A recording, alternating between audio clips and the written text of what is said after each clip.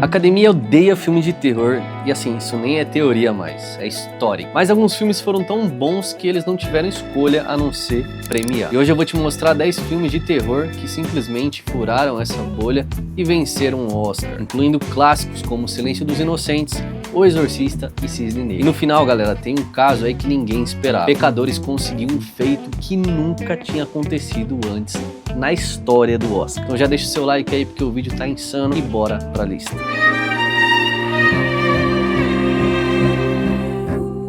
E aí, eu sou o Cauê e você tá no Filmologia. Como é que você tá? Tudo certo? Tudo na paz? Ó, não é novidade nenhuma pra ninguém que o Oscar esnoba os filmes de terror. Um dos casos aí mais emblemáticos é o de Hereditário, que é um filmaço do diretor Ari Aster e um dos, se não, o meu favorito do gênero. A atuação da Toni Collette foi tão insana que a galera que estava envolvida no filme depois teve que fazer um tipo de tratamento psicológico para poder lidar com tanto peso daquele longa. Só de ver essa foto dela eu já fico arrepiado, sabe? Você já lembra daquela cena aí de toda a história e é muito macabro. Mas mesmo assim o filme não foi nem sequer indicado ao Oscar.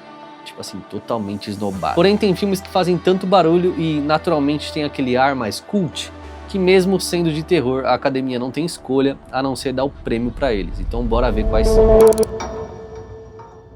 1. O Silêncio dos Inocentes. Tá bom, eu sei que o Silêncio dos Inocentes não é puramente terror.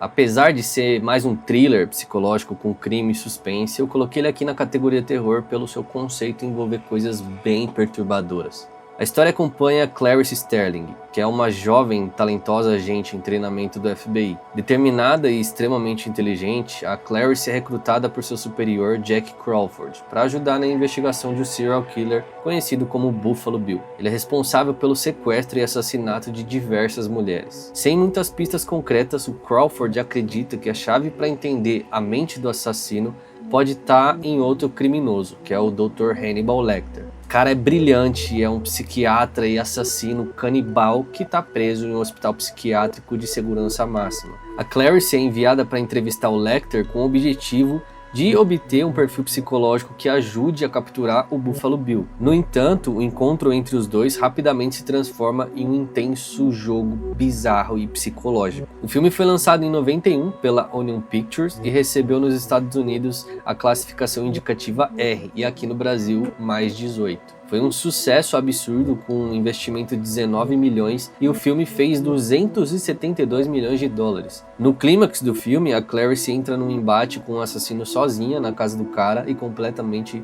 na escuridão. O Silêncio dos Inocentes foi uma grande inspiração para Seven, outro filmaço do gênero policial, levado mais ao extremo nessa pegada de crimes muito bizarros. Além de ter esse impacto no ramo cinematográfico, o filme também conseguiu algo extremamente raro que só outros 3 filmes na história conquistaram. No Oscar de 92, O Silêncio dos Inocentes venceu 5 principais prêmios: melhor filme, melhor diretor, melhor ator para o Anthony Hopkins, sendo que ele nem aparece tanto no longa, e melhor atriz para Jodie Foster e melhor roteiro adaptado. Ou seja, os 5 prêmios principais da academia. O filme foi um sucesso absoluto, sendo uma referência até os dias de hoje. Thank you, Clary. 2. Corra. Em segundo lugar, temos um filme mais recente, que é de 2017, Corra. A história acompanha Chris Washington, um jovem fotógrafo negro que vive em Nova York e está em um relacionamento com a Rose Armitage, uma mulher branca aparentemente carismática e liberal. Quando a Rose convida ele para passar um final de semana na casa dos seus pais no interior, o Chris inicialmente fica apreensivo, principalmente porque a Rose ainda não contou para os pais que ele é negro. A Rose tenta tranquilizá-lo, afirmando que os pais são progressistas e tal, e que a questão racial não vai ser um problema. Só que ao chegar na propriedade da família Armitage, o Chris é recebido de uma forma cordialmente esquisita pelo Jim, que é um neurocirurgião simpático que faz uns comentários exageradamente amigáveis sobre a cultura negra, e por Missy, uma psiquiatra que demonstra um interesse estranho pelo comportamento de Chris. Mas apesar dessa recepção aparentemente calorosa, pequenas situações começam a gerar desconforto. Os empregados da casa, Walter e Georgina, ambos negros, apresentam comportamentos estranhos e robotizados, meio mecânicos, como se eles estivessem reprimindo algo. Durante uma conversa com a Missy, o Chris é convencido a participar de uma sessão de hipnose para ajudá-la a parar de fumar. No entanto, essa sessão toma um rumo totalmente inesperado e bizarro. Ao som de uma colher batendo em uma xícara, o Chris é colocado em um estado de paralisia mental profundo, caindo em um lugar chamado Sunken Place, onde ele consegue ver e ouvir tudo, mas não consegue controlar o seu próprio corpo. Esse filme com certeza bebeu da fonte de A Chave Mestra, que eu já trouxe o recap completo aqui no canal. E uma das coisas mais interessantes dele é que ele foi dirigido pelo Jordan Peele, que até aquele momento só tinha feito coisas de comédia, provando que os comediantes conseguem trazer ótimas obras de horror. Foi distribuído pela Blumhouse e pela Universal Pictures e teve um orçamento minúsculo de 4,5 milhões e faturou 255 milhões de dólares. No clímax do filme, o Chris se vê rodeado de gente querendo a carne dele, literalmente, e a atuação dele remete muito ao que ele teve em Black Mirror, aquele pavor, decepção, medo, angústia, tudo junto ao mesmo tempo. Aliás, foi por conta dessa atuação em Black Mirror que o Jordan Peele quis contratar o Daniel Kaluuya, e aí ficou nítido que ele seria o Chris. Uma curiosidade é que o filme seria muito mais sombrio no seu final, o Chris seria preso pela polícia, mesmo ele sendo vítima da situação. No Oscar, o filme recebeu o prêmio de melhor roteiro original e o Jordan Peele se tornou o primeiro roteirista negro a vencer essa categoria. Corra veio na época que o terror psicológico com crítica social estava voltando à tona e muita gente não gostou ou se adaptou a esse estilo. Eu gosto demais e dificilmente eu vou esquecer a cena da empregada chorando e rindo ao mesmo tempo.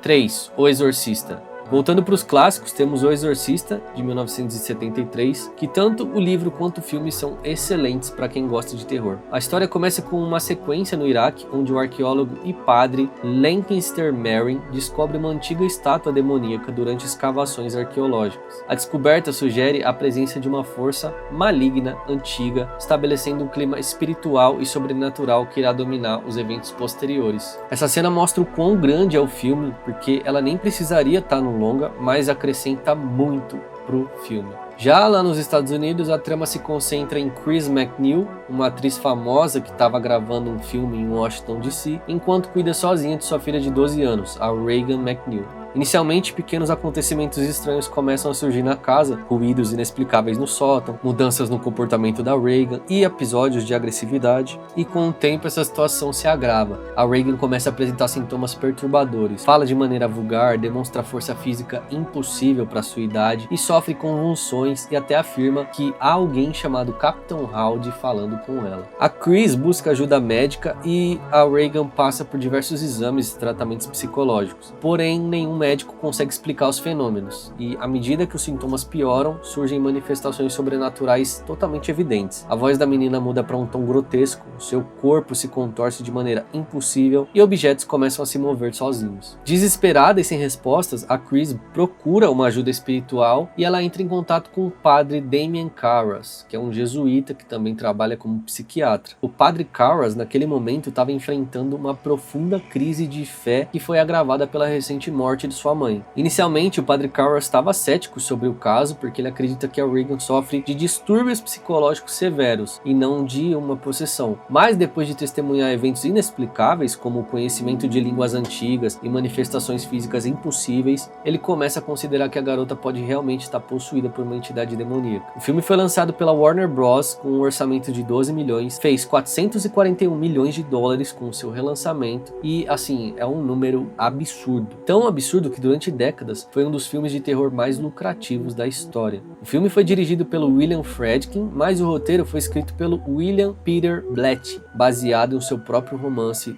The Exorcist, de 1971, ou seja, o próprio escritor do livro. O Blatty se inspirou em um suposto caso real de exorcismo ocorrido em 1949, envolvendo um jovem nos Estados Unidos. Eu até já comentei sobre ele aqui no canal, já que, além de baseado em uma história real, o filme foi até considerado amaldiçoado. Durante a produção ocorreram diversos acontecimentos estranhos. Teve incêndio no cenário da casa, acidente com membros da equipe, morte com pessoas relacionadas ao filme, sem contar que as reações do público foram muito extremas também. Nos cinemas da época as pessoas desmaiavam, alguns vomitavam, ambulâncias já ficavam de prontidão fora das salas, e isso ajudou a criar uma aura lendária em torno do filme.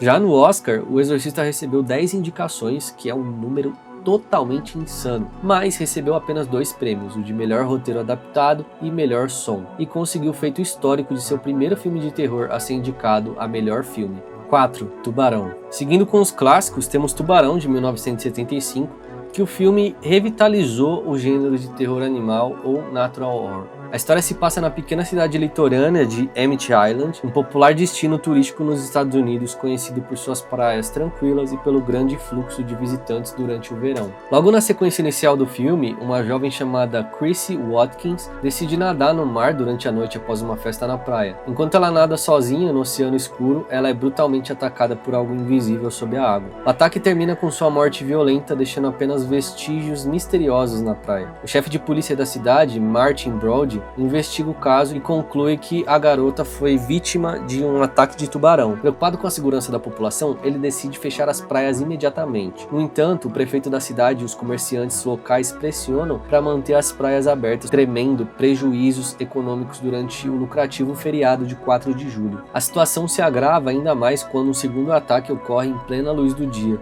diante de dezenas de turistas. A morte de um garoto na praia gera pânico na cidade e torna impossível continuar ignorando a ameaça. Na tentativa de resolver o problema, pescadores locais saem em busca do animal e acabam capturando um tubarão, aparentemente grande o suficiente para ser responsável pelos ataques. Porém, o biólogo marinho Matt Hopper, chamado para investigar o caso, conclui que o animal capturado não é o verdadeiro culpado. Hopper explica que o responsável provavelmente é um grande tubarão branco, um predador extremamente raro e perigoso. Enquanto isso, novos ataques confirmam que o verdadeiro animal ainda está solto. O filme foi distribuído pela Universal Pictures e, com uma mixaria de 9 milhões, fez 476 milhões de dólares com seus relançamentos. Galera, na época foi o filme de maior bilheteria da história do cinema. No confronto final, o filme mostra o alto mar, onde 3 homens precisam usar todas as suas habilidades e coragem para enfrentar uma criatura que parece impossível de derrotar. O filme foi dirigido pelo Steven Spielberg, que na época tinha apenas 27 anos, que estava iniciando a sua carreira. E após o sucesso de Tubarão, o Spielberg se tornaria um dos maiores e mais influentes diretores da história do cinema. O filme é baseado no livro Jaws, que foi lançado em 1974, e a trilha sonora icônica foi composta por John Williams. Engraçado é que o tubarão mecânico quase destruiu esse filme. Durante as filmagens, o tubarão animatrônico frequentemente quebrava, e isso obrigou Spielberg a filmar muitas cenas sem mostrar o animal, sugerindo sua presença apenas através da música ou da água se movendo. E esse problema acabou tornando o filme mais assustador, pois o perigo ficava invisível. O filme foi tão icônico que gerou eventos que transformavam áreas aquáticas em salas de cinema. Então imagina você assistir a Tubarão deitado na boia no meio da água. Deve ser muito bom. Depois do lançamento, o medo de tubarões aumentou globalmente. Praias registraram queda de visitantes e o tubarão branco virou um dos monstros mais famosos do cinema. Além disso tudo, o filme venceu 3 prêmios no Oscar, como melhor edição, som e trilha sonora.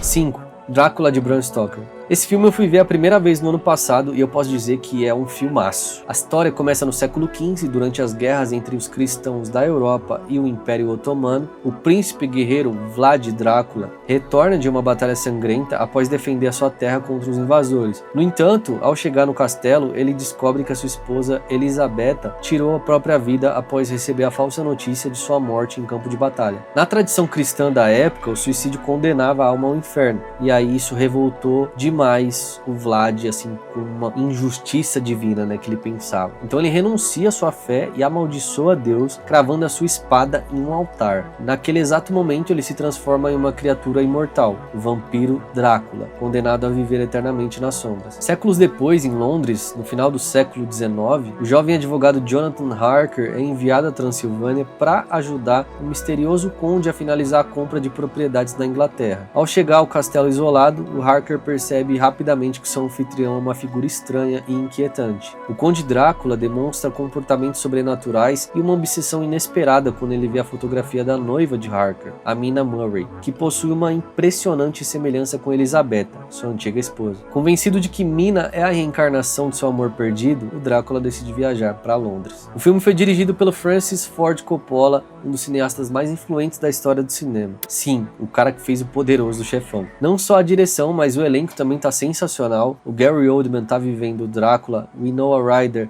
sendo a Mina Murray e o Keanu Reeves como Jonathan Harker, sem contar no Anthony Hopkins, que aparece aqui interpretando o professor Abraham Van Helsing. Drácula de Bram Stoker ganhou 3 prêmios no Oscar de 1993, melhor figurino, melhor maquiagem e melhor edição de som. E é interessante porque esse filme reintroduziu o terror gótico no cinema moderno, já que nos anos 80 e 90 o terror estava dominado por slashers. É um filmaço fluido e legal de assistir até os dias de hoje.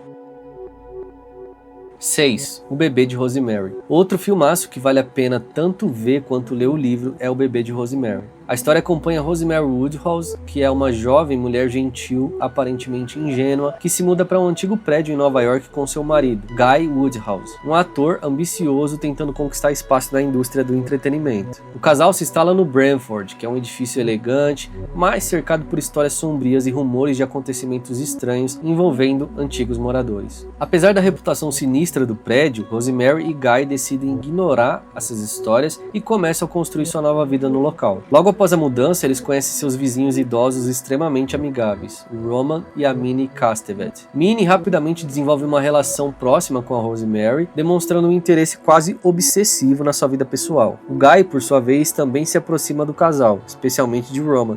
A rotina do casal muda drasticamente quando Rosemary engravida após uma noite perturbadora. Durante um estranho jantar oferecido pelo Castevets, a Rosemary consome uma sobremesa de gosto incomum e acaba adormecendo. Naquela noite ela tem um sonho extremamente vívido e perturbador envolvendo uma espécie de ritual estranho e uma figura demoníaca. Todo esse mistério de que algo bizarro realmente acontece dentro daquele condomínio, que até os velhinhos estão envolvidos, é muito satisfatório de assistir. Você quer continuar vendo para saber onde tudo isso vai dar e a gente mal imagina o desfecho medonho que aquele casal vai ter. Lançado em 68 pela Paramount, o filme custou 3,2 e faturou 33 milhões de dólares. O filme foi dirigido pelo Roman Polanski, que também escreveu o roteiro, e o bom é que o filme segue fielmente o livro, tipo assim, muitas cenas e diálogos do filme são praticamente idênticas ao livro. E aquele prédio que vemos no longa existe de verdade, e é o famoso Dakota Building, em Nova York. Anos depois, esse prédio ficaria famoso por ser o local onde John Lennon foi assassinado. A Ruth Gordon ganhou o Oscar de melhor atriz coadjuvante. A atriz ficou uma velhinha muito sinistra naquele papel.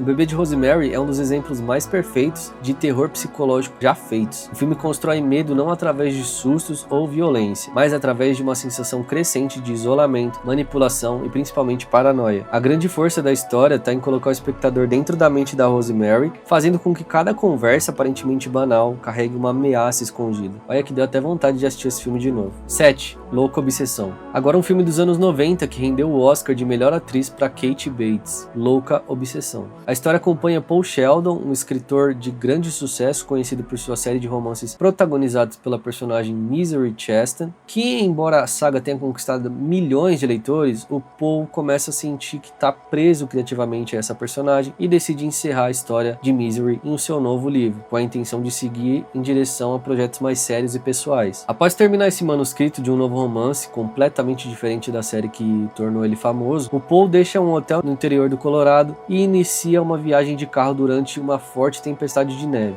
No meio da estrada, ele perde o controle do veículo e sofre um grave acidente. Paul acorda dias depois numa casa isolada nas montanhas com as pernas gravemente feridas. Ele descobre que foi resgatado por Annie Wilkes, uma ex-enfermeira que vive sozinha na região. Inicialmente, a Annie parece gentil e dedicada. Ela afirma ser a maior fã de Misery e diz que está cuidando dele até que a tempestade passe e seja possível levá-lo ao hospital. Porém, a situação muda quando Annie começa a demonstrar comportamentos instáveis e obsessivos. Quando ela descobre que o Paul matou a Misery no último livro da série, a sua admiração se transforma em fúria. O roteiro foi escrito por William Goldman, adaptando o romance Misery de Stephen King, publicado em 87. O Stephen King escreveu essa história como uma metáfora sobre a sua própria relação com os fãs e com o vício em drogas e álcool durante os anos 80. A Kate Bates foi tão boa interpretando a Annie Wilkes, demonstrando essa obsessão e instabilidade emocional da personagem, que ganhou o Oscar de melhor atriz. Ela tem até uma cena chocante onde ela quebra as pernas de Paul com uma marreta. Uma coisa muito doida sobre essa obra é que o Stephen King frequentemente critica as adaptações de seus livros, mas considera a Louca Obsessão uma das melhores já feitas.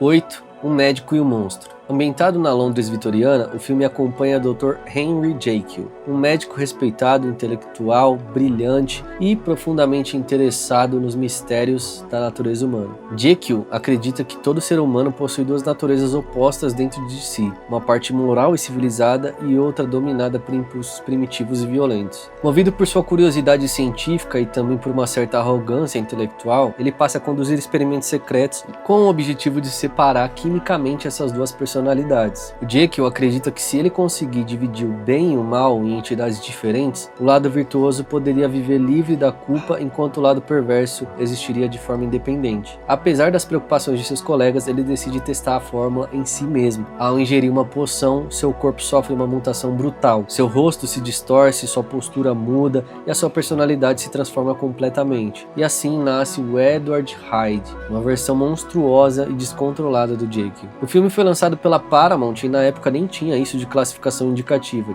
não tinha um sistema oficial para isso. A famosa transformação de Jekyll em Hyde foi feita sem cortes visíveis, que é algo totalmente impressionante para 1931. O efeito foi criado usando maquiagem e filtros de câmera colorido, invisíveis no filme preto e branco. A performance do Frederick March é frequentemente considerada uma das maiores atuações da era clássica do horror, e ele venceu o Oscar em um empate raro com Wallace Beery. 9. Cisne Negro. Um dos mais modernos da lista, Cisne Negro, que eu já comentei aqui no canal sobre como esse filme bebeu da fonte de Perfect Blue. A história acompanha Nina Sawyers, uma jovem bailarina extremamente dedicada que integra a companhia de balé de Nova York. A Nina vive uma rotina quase obsessiva de disciplina e perfeccionismo, dedicando cada momento da sua vida à dança. Ela mora com sua mãe, que é uma ex-bailarina frustrada, que projeta na sua filha todas as suas ambições que nunca conseguiu realizar. Quando o diretor artístico da companhia, Thomas Leroy, decide montar uma nova versão do clássico, O Lago do Cisne, surge uma oportunidade que pode transformar a carreira da Nina. A produção exige que uma única bailarina interprete dois papéis opostos: o cisne branco, que é um exemplo de pureza, fragilidade e inocência, e o cisne negro, uma representação da sedução, do desejo e da malícia. A Nina é tecnicamente perfeita para o papel de cisne branco. Sua precisão, disciplina, controle emocional fazem dela uma bailarina quase impecável nesse aspecto. Porém, o Thomas acredita que ela não consegue acessar esse lado mais instintivo, sensual, que é necessário para interpretar o cisne negro. Mesmo assim, a Nina consegue conquistar o papel principal, mas logo percebe que a conquista pode se transformar em um pesadelo psicológico. O filme foi lançado em 2010 e distribuído pela Fox Searchlight Pictures, e além de ser um thriller e horror psicológico com drama, tem partes de body horror. Cisne Negro se tornou um enorme sucesso comercial, especialmente considerando o seu orçamento relativamente baixo. Foram gastos 13 milhões e fizeram 329 milhões de dólares. O diretor desse filme é um cara que tem um tipo de trabalho que eu gosto demais, que é o Darren Aronofsky, que já fez Requiem para um Sonho, Mãe e um pouquíssimo conhecido que é o Pi. A Natalie Portman ganhou o Oscar de 2011 de melhor atriz por sua atuação insana com a Nina Sawyers, chegando até a praticar balé por até 8 horas por dia, desenvolvendo grande parte das habilidades necessárias para as cenas. Durante o treinamento e as filmagens, a Natalie Portman perdeu cerca de 9 quilos, ficando com um pouco mais de 40 quilos. A transformação física ainda ajudou a reforçar essa fragilidade da personagem. Cisne Negro se tornou um dos maiores sucessos da carreira do Aronofsky e foi indicado a 5 Oscars.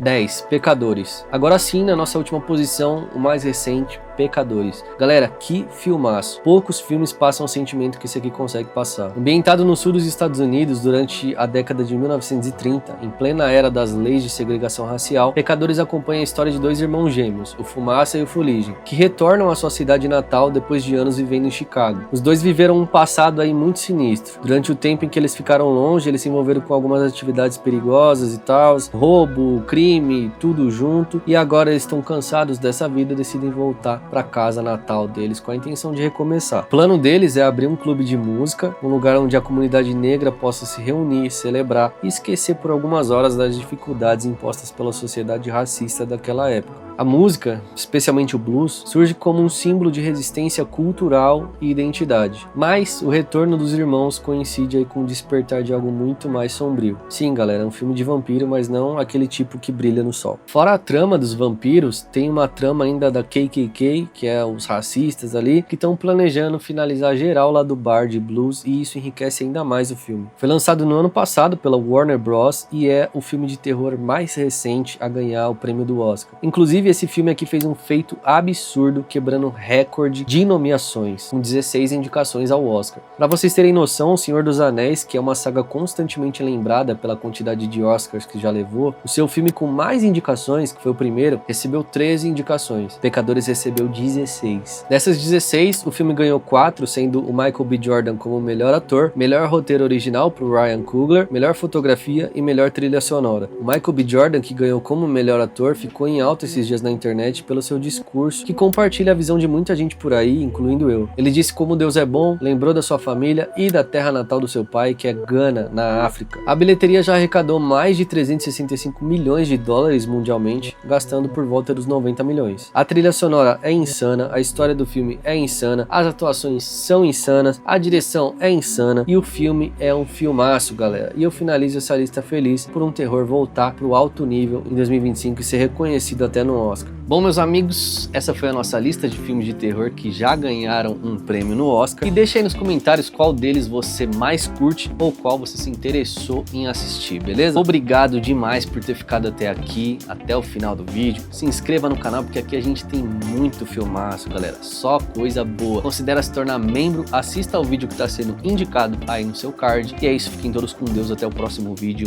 Falou!